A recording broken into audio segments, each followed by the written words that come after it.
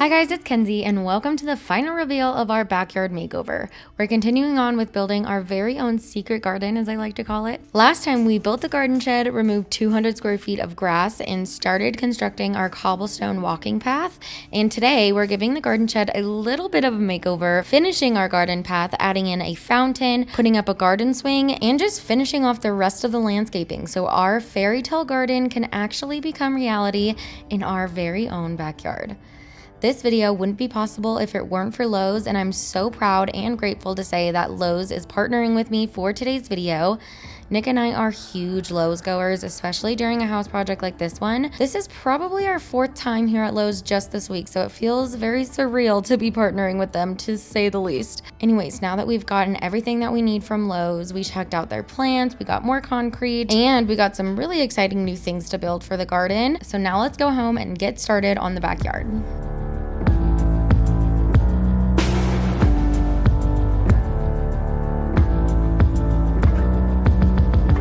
I've always loved the idea of adding a swing in the garden. I think it'd be nice to sit outside, listen to the birds, read a book, watch the kids play, but I don't love the look of your typical garden swing. I feel like it can look a little cheap and out of place in a backyard.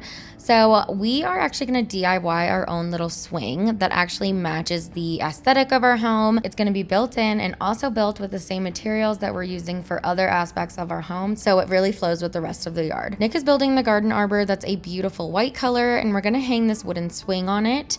Both of these pieces are from Lowe's and they are very affordable, which is the main reason why we chose these pieces, and also because the width of the swing fits almost perfectly into this garden arbor. We decided to mount the swing in the corner of our yard so we can look out on the grass, the garden, and the patio. And the arbor comes with clear instructions on how to mount it into the ground, either permanently or temporarily. You can choose which one you want to do. And you pretty much just dig a hole that's 16 inches in the ground, and then you can fill it with either soil if you want it to be temporary, or if you want to go the more permanent route like we chose, you can use the Quikrete concrete mix. And we already had some of that left over from our garden path, so we chose to just dig 4 holes and use the Quikrete concrete mix inside of the holes to mount the entire arbor. And now it is so sturdy, we don't have to worry about it flying around or going anywhere.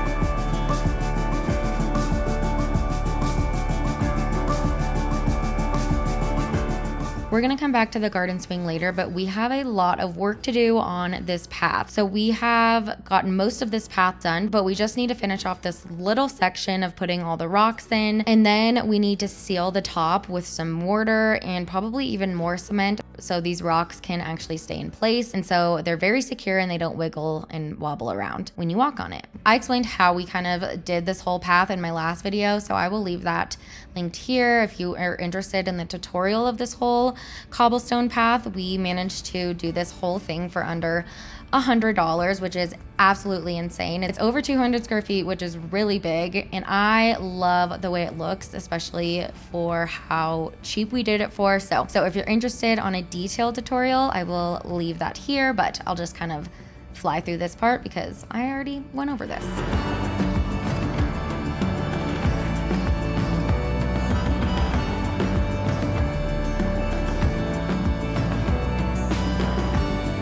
I'm mixing some mortar and concrete to pour over the top, and I'm just pouring this dry over the cobblestones that we've already done.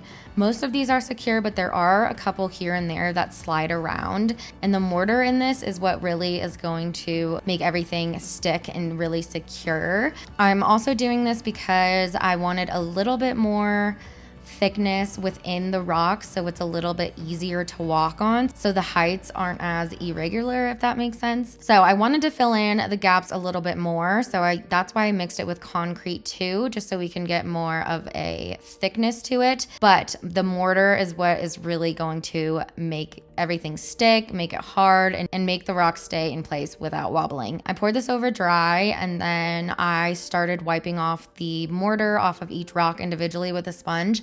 Then I realized that I didn't want to do that. That was going to take way too long for me and I didn't have the patience for it. So I decided to just get my watering can and sprinkle some water over the rocks, and that actually worked really well to take all of the mortar off of the rocks and just get the mortar beside the rocks wet, which is exactly what I wanted. You're supposed to mix up this mortar before putting it down. You're not supposed to do it dry, but I just thought it would be easiest this way. And it was. It was definitely easiest this way.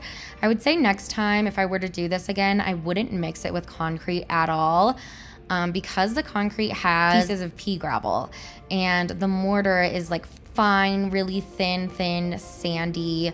It's not chunky at all. So the pea gravel definitely stands out of the fine mortar and it kind of makes it like a little bit rocky.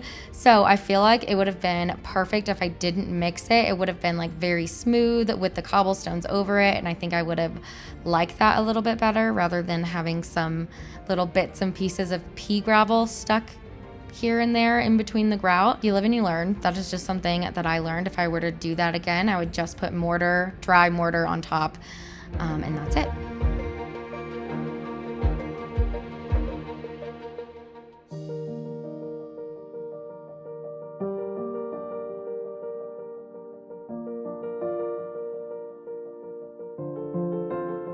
I'm tracing out another path on the outer edge of the path that we have now, and this is where we're going to put all of our plants. And I really want to surround most of the path with plants, so it feels enclosed almost. It feels a little bit more secretive, and so the whole path, it just looks better.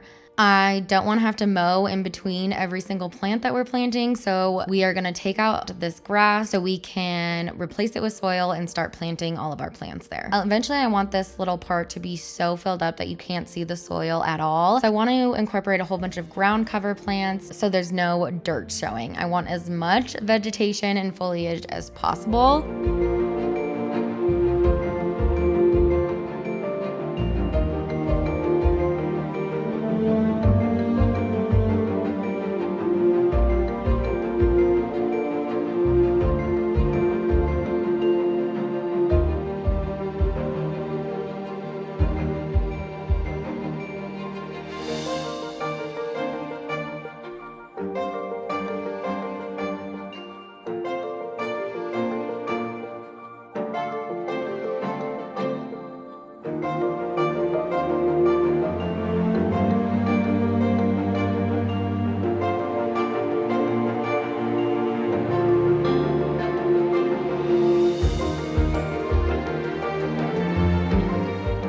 Now we're gonna start building this little fountain area. So this guy is from Lowe's. It is a stone-like material in a charcoal color. I love the modern yet natural look of this guy.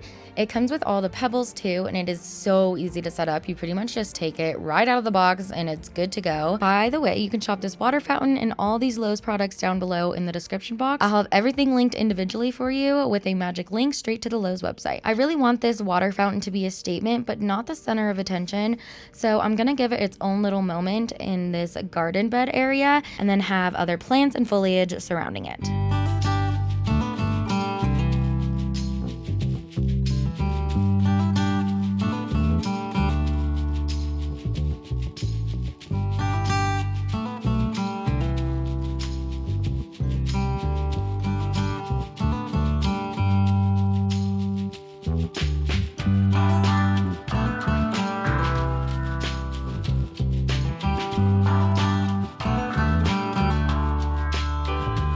We have been planting and planting and planting for the past few days. So honestly, these clips of us planting are all over the place, but we had so many things to plant. So before we started planting anything, I set everything out where I wanted it to be and kind of made a plan for it. And then I put everything in the exact spot where I wanted them, and then Nick just used those as a guide to cut each hole. This worked out great for each plant. He knew exactly where to cut, and he could actually help me with the gardening and with digging all these holes because there's no way I could have done all these by myself. There's so many of these.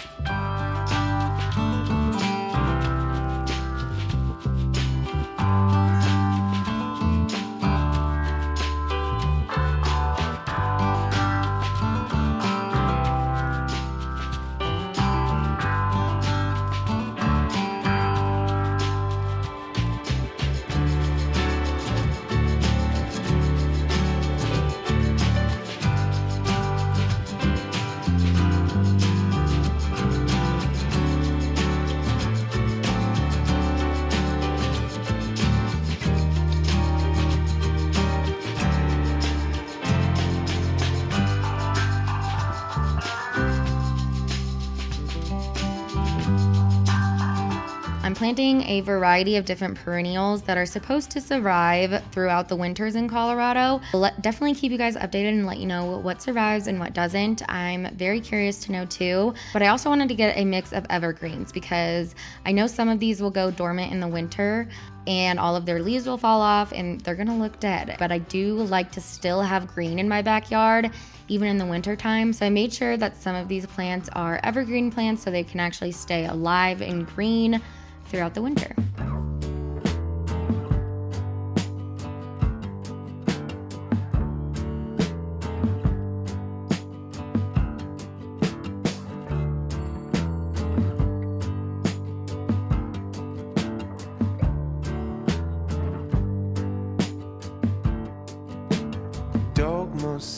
Okay guys, I'm not gonna lie, the color of this shed is throwing me off a little bit, so we are gonna change it. We are completely making this shed over. So I got some exterior outdoor primer and I'm just gonna follow the directions for this. We did 2 coats of primer and then 2 coats of paint on top. And we also used exterior paint as well. We also got the paint from Lowe's as well, of course. Where else? We chose the color Pure White by Sherwin-Williams because that's the same color as our house is painted, so I wanted it to match and kind of bounce off with each other.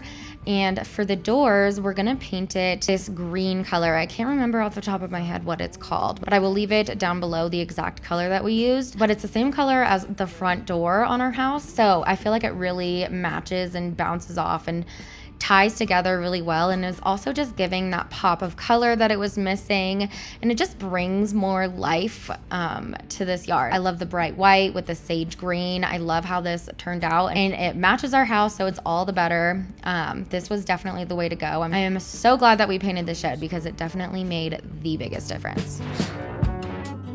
When a good boy took his fire pills, living in a spooky time,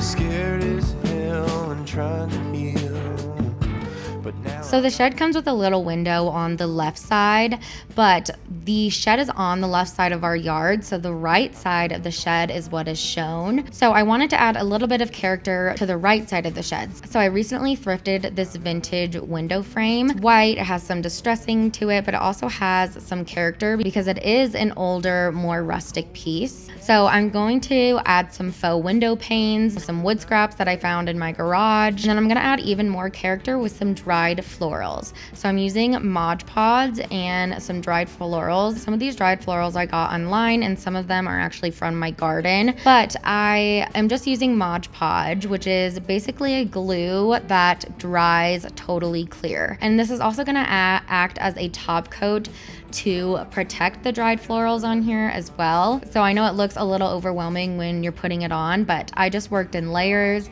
So I did 1 layer, let that dry, and then put more florals over the top of that until I got the exact look that I wanted. And I love how it turned out.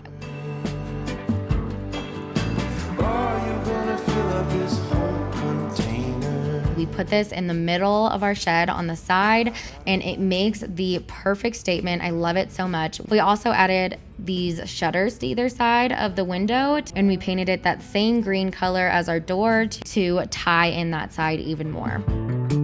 I got a new cannon. I found gold in the ashtray, honey on the knife blade. I got a new cannon.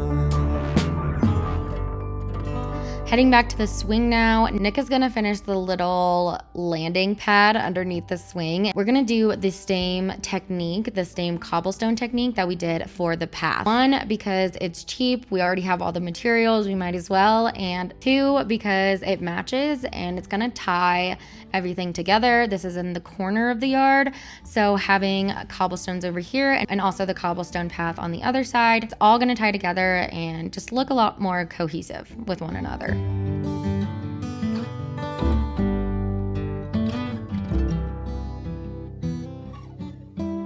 So we did that cobblestone technique for the middle little landing pad. And then on the outer sides, there's a trellis. So we saved some room to plant a climbing plant. We planted some honeysuckle here, which is supposed to grow really fast. I will keep you guys updated on how this grows, but hopefully by this time next year maybe, or the year after, this will be completely overgrown and this white trellis will be a beautiful green trellis with honeysuckle flowers all over it. I cannot wait.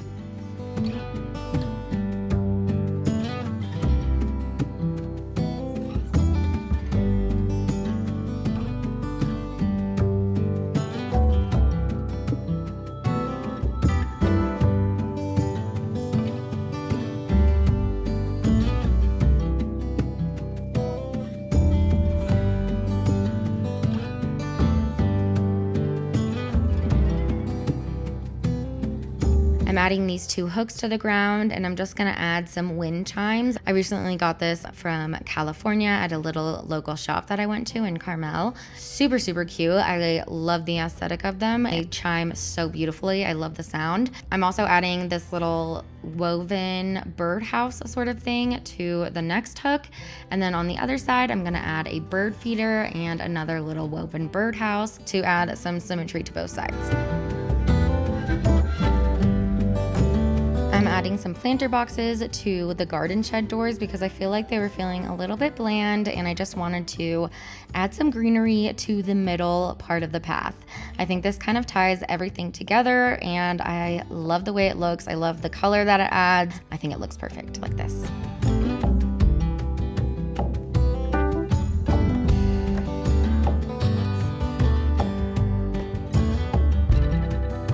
We have worked so hard on this whole backyard for months now. Let me remind you where we started with this yard. First of all, a few years ago, this whole yard was nothing but a big pile of dirt. And then the year after that, we landscaped, but we very quickly regretted that because we got so much grass that we just didn't even know how to handle it. We couldn't take care of it. We didn't even know what to do with ourselves. So that is why we decided to cut into the grass and make our own little garden. After lots and lots of work, here is our new backyard.